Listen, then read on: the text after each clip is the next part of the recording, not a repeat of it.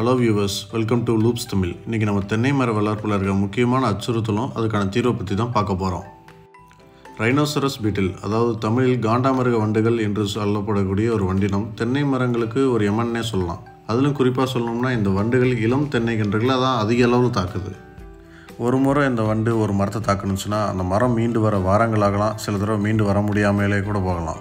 இந்த காண்டாமிருக வண்டுகளுக்கு பிடிச்ச உணவை இளம் தென்னை மரங்களுடைய குருத்து பகுதி தான். இப்படி பாதிக்கப்படுற தென்னை கன்றுகள் ஒரு கட்டத்தில் வளர முடியாமையே அப்படியே அழிஞ்சிறதும் உண்டு. இந்த வண்டுகள் வளர்ந்த கன்றுகளையும் பெரிதளவில் தாக்க தான் செய்யுது. ஒரு காண்டாமிருக வண்டு ஒரே இரவில் ஒரு மரத்தின் மட்டை பகுதி மற்றும் குருத்து பகுதியில் தாக்கி அந்த மரத்தின் வளர்ச்சியை சுலபமாக தடுக்க முடியும்.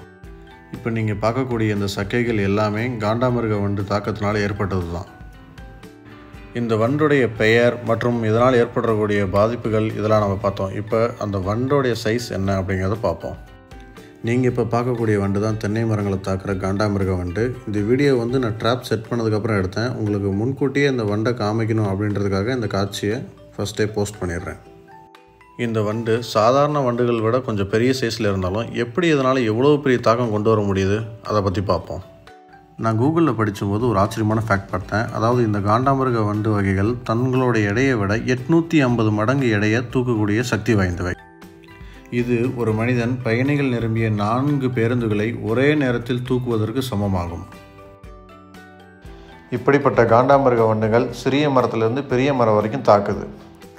இப்போ நீங்கள் வீடியோவில் பார்க்குற மாதிரி டைமண்ட் ஷேப்பில் மட்டையில் கட்டாயிருந்தால் அது காண்டாமிருக வண்டால் பாதிக்கப்பட்டிருக்குன்னு அர்த்தம். இப்படி பாதிப்பை ஏற்படுத்துகிற காண்டாமிருக வண்டுகள் எங்கிருந்து வருது, எப்படி வளருது அப்படின்றத பற்றி பார்ப்போம். பொதுவாகவே விவசாயிகள் மாட்டு சாணத்தை உரமாக பயன்படுத்த ரொம்பவே ஒரு இயல்பான விஷயம். இப்படி உர பயன்பாட்டுக்காக நம்ம சேமித்து வச்சுருக்க மாட்டு சாண குப்பையில் தான் இந்த வண்டு முட்டையிட்டு வளர்ந்து மற்றும் பறக்கவும் ஆரம்பிக்குது. ஆக இந்த வண்டு வளர்ச்சியை ஆரம்ப நிலையில் நம்ம தடுக்கணும்னா இந்த சாணி குப்பைகளை நம்ம வயலுக்கு பக்கத்துலேயே சேமித்து வைக்கிறத நம்ம நிறுத்தணும். முக்கியமாக தென்னந்தோப்பு பக்கத்துலேயே நம்ம சாணி குப்பையை சேமித்து வைக்கிறது நமக்கு தான் ஆபத்து. ஏன்னா இதில் தான் ஈஸியாக வண்டு வளர்ந்து பக்கத்துலேயே அதோடய இரையை தேடி பறக்கவும் மரங்களை தாக்கவும் ஆரம்பிக்கும். இப்படிப்பட்ட வண்டுகளை அழிக்கிறதுக்கு பல வழிகள் இருக்குது. அதில் நான் சூஸ் பண்ண வழி பக்கெட் ட்ராப்பிங். இந்த பக்கெட் ட்ராப்பை நான் ஆத்தூர்லேருந்து ஆர்டர் பண்ணி வாங்கியிருந்தேன். இப்போ நீங்கள் பார்க்கக்கூடிய முதல் பக்கெட் சின்ன சைஸ் பக்கெட்டு, அதாவது ஒரிஜினல் பக்கெட்டில் இருந்து பாதி சைஸ் தான் இது இருக்குது. இந்த பக்கெட் புது டிசைனில் இருக்கனால இதை ட்ரை பண்ணி பார்க்கலாம் அப்படின்னு சொல்லி இதை நான் ஆர்டர் பண்ணி வாங்கியிருக்கேன். வாங்க நம்ம அதை எப்படி செட் பண்ணுறதுன்னு பார்ப்போம். இப்போ நீங்கள் பார்க்கக்கூடிய 2 பக்கெட்டில் தான் நம்ம ட்ராப் செட் பண்ண போகிறோம். ரைட் சைடில் நீங்கள் பார்க்குறத நான் வாங்கின புது பக்கெட், லெஃப்ட் சைடில் இருக்கிறது நான் ஆல்ரெடி வாங்கி வச்சுருக்கேன், யூஸ் பண்ணிக்கிட்டு இருக்கிற ஒரு பக்கெட். லெஃப்ட் சைடில் இருக்கிற பக்கெட் சின்னதாக இருக்கலாம், ஆனால் ஆக்சுவலாக அதுதான் பெருசு. அதில் பார்த்திங்கன்னா 2 சேம்பர் இருக்கும். கீழே தண்ணிக்கான சேம்பர், மேலே ட்ராப் செட் பண்ணுறதுக்கான சேம்பர். ஆனால் ரைட் சைடில் பார்த்திங்கன்னா ஒரே சேம்பராக கொடுத்துருக்காங்க. அதுதான் எப்படி இருக்குது, எஃபெக்டிவாக இருக்குமா அப்படிங்கிறத செக் பண்ணி பார்ப்போம். அது இல்லாமல் 2 பக்கெட்லேயுமே எப்படி ட்ராப் செட் பண்ணி வண்டு பிடிக்கிறது அப்படின்றதையும் பார்ப்போம். இந்த 2 பக்கெட்லேயுமே பார்த்திங்கன்னா அந்த சைடு சர்ஃபேஸ் சொரசொரப்பாக இருக்கும். ஏன்னா சொரசொரப்பாக இருந்தால் மட்டும்தான் அது வண்டு ஏறுறதுக்கு ஈஸியாக இருக்கும் அப்படின்றதுக்காக அந்த டிசைன் பண்ணியிருக்காங்க. இப்போ நம்ம வாங்கி வச்சுருக்க ட்ராப்பை பார்ப்போம். இந்த ட்ராப்போட பேரை பார்த்திங்கன்னா ஃபிரமோன் லியூப். இதனுடைய விலை பார்த்திங்கன்னா 150 ரூபா. சில இடத்துல உங்களுக்கு கம்மியாகவும் கிடைக்கலாம், கொஞ்சம் அதிகமான ரேட்டுக்கும் கிடைக்கலாம். நம்ம வைக்கக்கூடிய பக்கெட் ட்ராப் வயலுக்குள்ளே தான் வச்சுருக்கணும். வயலேருந்து ரொம்ப தள்ளி வச்சிடக்கூடாது. பொதுவாக வயலுக்குள்ளே வைக்கிறது ரொம்ப நல்லது. ஆனால் அதே சமயம் மரத்துக்கு ரொம்ப பக்கமாக வச்சுருக்காமல் நம்ம பார்த்துக்கணும். இப்போ நான் வயலுக்கு நடுவில் இருக்க சின்ன வேப்ப மரத்தில் நான் ட்ராப் செட் பண்ண போகிறேன். பக்கெட்டை நம்ம 3 பகுதியாக பிரிச்சுக்கணும். அதாவது மூடி பகுதி, அதாவது தண்ணி இருக்கிற பகுதி, ட்ராப் செட் பண்ணுற பகுதின்னு. இது பார்த்திங்கன்னா மூடியோடைய டாப் பொசிஷன். இப்போ நான் 2வது பார்ட்டான ட்ராப்போட கண்டெய்னரை போட போகிறேன். இப்படி நீங்கள் கண்டெய்னரை மாட்டுறது தான் சரியான வழி. ஏன்னா நீங்கள் ஃபஸ்ட்டே மாட்டிட்டு அதுக்கப்புறம் கட்டினீங்கன்னா உங்களுக்கு சிரமமாக இருக்கும். அது இல்லாமல் நம்ம வேணுன்றப்ப இந்த கண்டெய்னர் மட்டும் நம்ம தனியாக கழட்டி எடுத்து அதில் நம்ம தண்ணி ஃபில் பண்ணிக்கலாம். இப்போ நம்ம ட்ராப்பை எப்படி செட் பண்ணுறது அப்படிங்கிறத பார்ப்போம். இந்த ட்ராப்பை நான் பிரித்து எடுத்துக்கிறேன். இந்த ட்ராப்பானது பார்த்திங்கன்னா விஷம் கிடையாது, அதனால தான் நான் நேரடியாக கைகளில் எடுக்கிறேன். ஆனால் இந்த ட்ராப்பில் ஒரு வாசனை திரவியம் இருக்கும். அந்த வாசனை திரவியத்திலேருந்து ஈர்த்து தான் வண்டுகள் இந்த ட்ராப்குள்ளே வரும், தண்ணியில் விழுந்து மூழ்கி இறந்து போகும். இதுதான் இதோட கான்செப்ட். இப்போது இந்த ட்ராப்பை நம்மளுடைய பக்கெட்டில் மாட்டணும். அதாவது நம்ம பக்கெட்டுடைய உள் பகுதியில் பார்த்திங்கன்னா கொக்கி மாதிரி ஒரு இடம் இருக்கும். அதில் நம்மளோட ட்ராப்பை மாட்டி விட்டுடலாம். இதை நீங்கள் மாட்டியும் விடலாம், அல்லது இந்த கொக்கியை எடுத்து ரிமூவ் பண்ணிவிட்டு அந்த ட்ராப்புக்கு பின்னாடி இருக்கிற இடத்துல அதில் சொருகியும் வச்சிடலாம். ரெண்டுமே எஃபெக்டிவாக தான் இருக்கும். நான் இந்த ட்ராப்பில் மாட்டி வர செட்டப்லேயே வச்சிடலான்னு இருக்கேன். அப்போ தான் உங்களுக்கு வீடியோவில் காமிக்கிறதுக்கும் நல்லா தெளிவாக தெரியும். இப்போது நம்ம கண்டெய்னரில் தண்ணியை ஊற்றிடணும். அதாவது கண்டெய்னர் நிரம்புற அளவுக்கு தண்ணி ஊற்றிடவே கூடாது. அந்த கண்டெய்னரில் 3/4 இருந்தாலே போதும். அதுக்கு தகுந்த மாதிரி தண்ணி அளவை நீங்கள் செட் பண்ணிக்கணும்.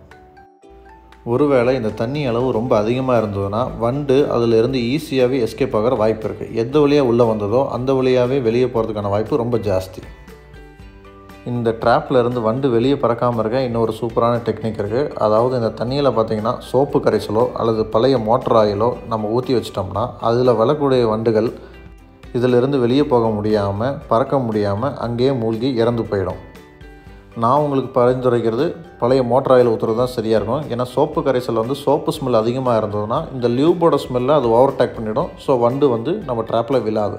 ஸோ பழைய மோட்டர் ஆயில் கொஞ்சம் அளவில் நீங்கள் ஊற்றுனீங்கனாலே அதுவே போதுமானது. இப்போ நம்மளோட கடைசி ஸ்டெப்பான லியூப் செட் பண்ணி வச்சுருக்க மூடியை எடுத்து நம்ம ட்ராப்பில் சரியாக பொருத்தணும்.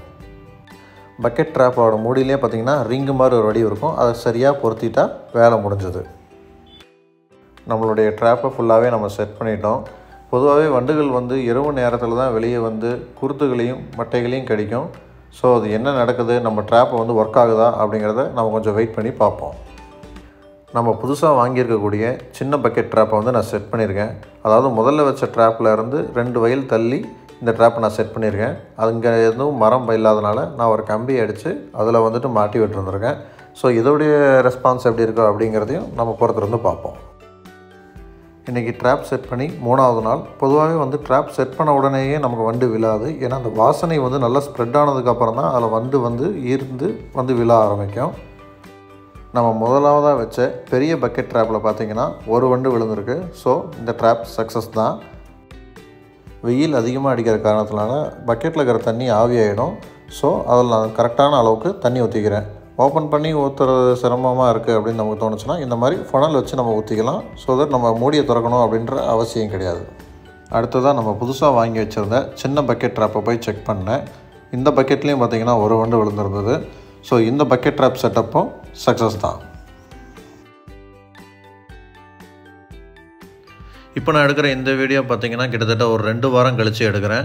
இந்த 2 வாரத்துலேயுமே இந்த பெரிய பக்கெட்டில் பார்த்திங்கன்னா ரெஸ்பான்ஸ் ரொம்ப நல்லாவே இருக்குது. நான் ஒவ்வொரு டைம் வரும்போதும் 2 வண்டு அல்லது 3 வண்டு நான் எடுத்துகிட்டே தான் இருக்கேன்.